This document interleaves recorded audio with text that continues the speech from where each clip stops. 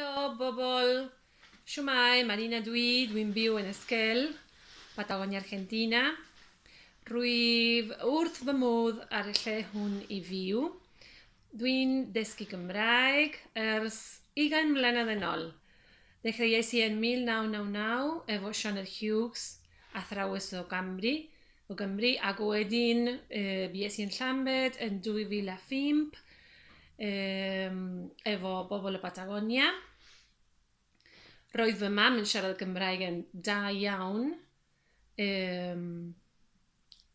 Roedd hi'n siarad yn ei ddi hi efo gyda fy nain, Dilys Williams, ac rwan dwi'n dysgu Gymraeg yma yn y Ganolfan Iaith Gymraeg Esquel. Mae gen i un ferch, Victoria, ydy hi. Mae hi'n siarad Gymraeg hefyd.